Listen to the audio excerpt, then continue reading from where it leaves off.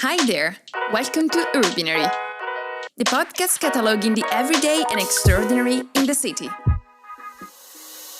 Hello everyone and welcome back to Urbinary. I am Busra and today we are excited to have our guest Antonio. Together with Anna, Beatrice and Anita, he has been one of the track coordinator for Track 2, titled as Beyond the Urban-Rural Divide. Today we will delve into the discussions from his track. Hello Antonio, welcome. Hi, Busra. Hi, everyone. Thank you for having me here. Thank you for joining us today, Antonio. We are excited to dive into the thought-provoking discussions from your session. At Urbinary, we often think about the role and impact of academia. Our podcast is a platform to challenge its sometimes rigid stance and make sure knowledge is accessible to anyone, while also recognizing its importance in shaping our future. So let's get started. Urbinary. Track 2, titled as Beyond the Urban and Rural Divide, explores a topic that challenges conventional perceptions and investigates the reciprocal relationship between urban and rural dynamics. Given the rapidly transforming landscape of today's world, understanding this subject is crucial, and we are thrilled to elaborate it further with you. To start, we would like to hear about the inspiration behind creating this track. What motivated its development, and what were your expectations when initiating this discussion? Additionally, why do you believe this topic holds special importance in today's context? Sure. It was about a year ago that we started discussing with Beatrice about the different topics that we can propose. And then the notion of rural was proposed not as a defined place, but as a lens from which to study territories, phenomena, and conditions. Even though that appear as strictly urban problems have an effect elsewhere in less known and fragile territories.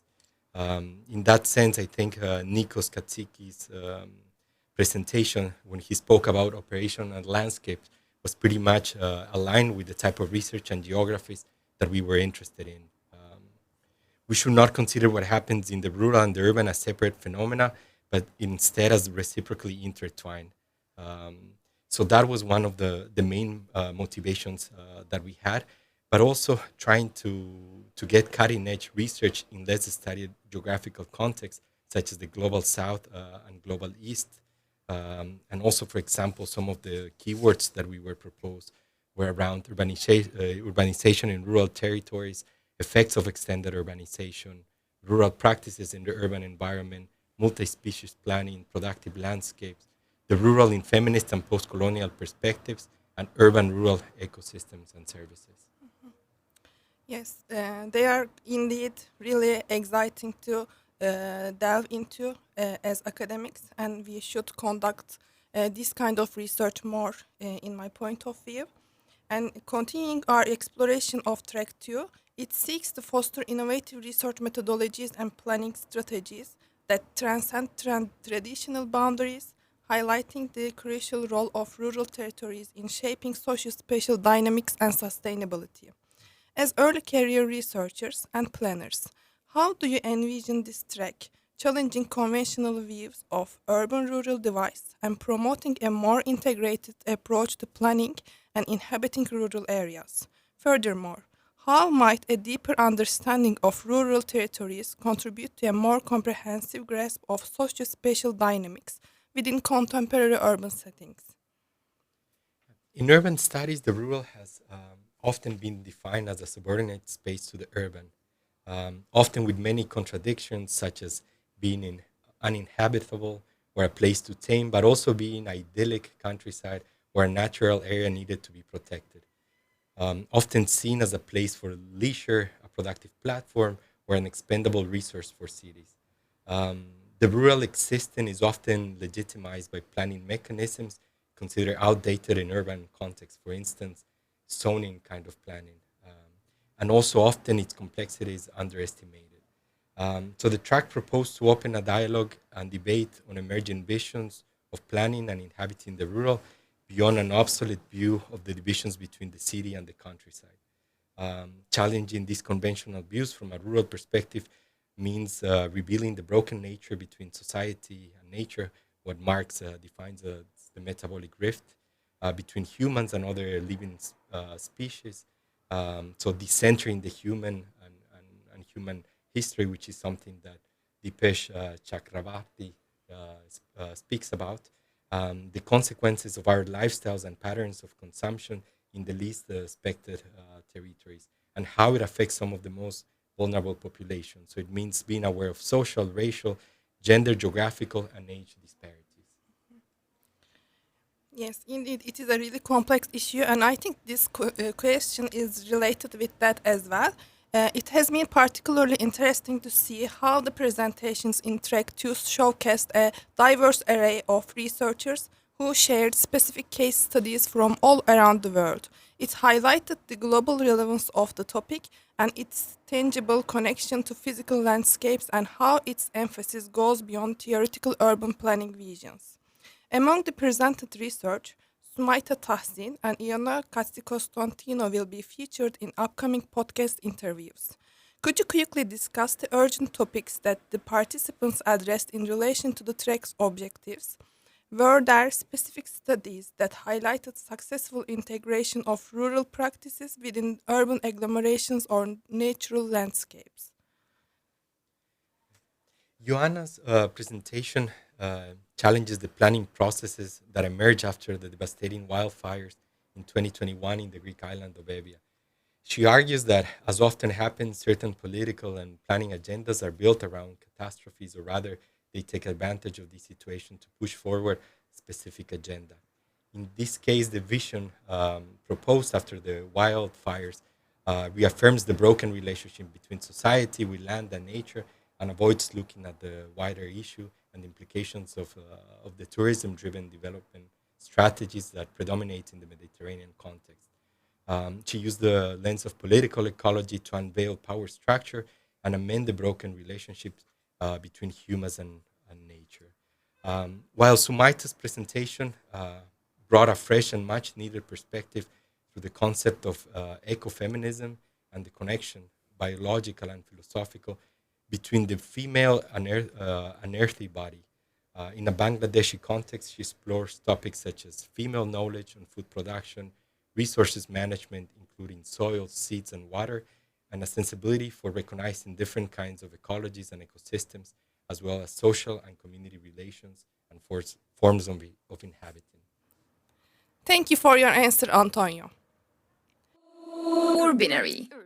During the conference, each track featured a keynote speech. In track 2, Nitin Batla, a lecturer and postdoctoral researcher at the Department of Architecture from ETH Zurich, explored the influence of urban landscapes on wildlife behavior and habitat utilization.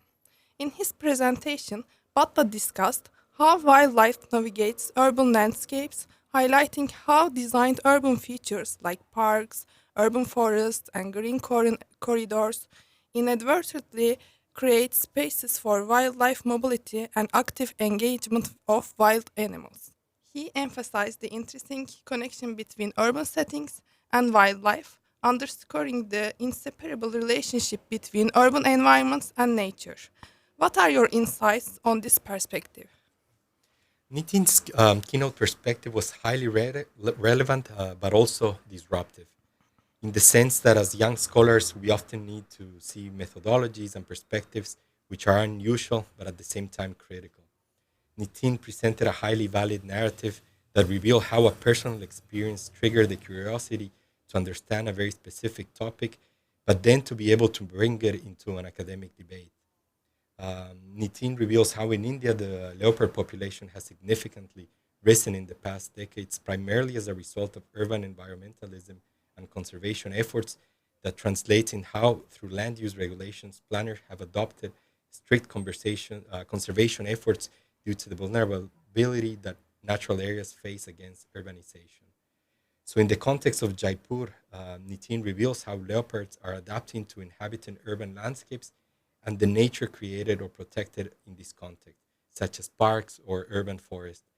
So this behavior is challenging the traditional notions of nature and culture and urban and wild separation.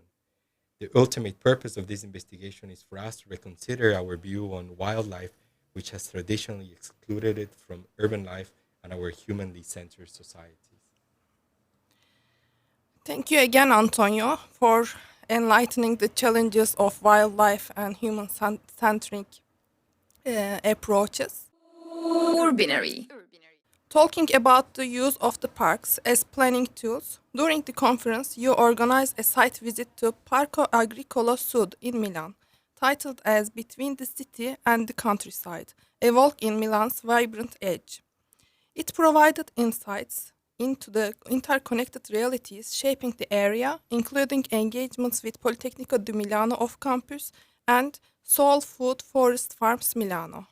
Given Corvetto's distinctive blend of historical legacy, multiculturalism, and evolving social dynamics, what do you see as the primary challenges and opportunities confronting young initiatives as they explore alternative forms of agriculture and social relations in this neighborhood?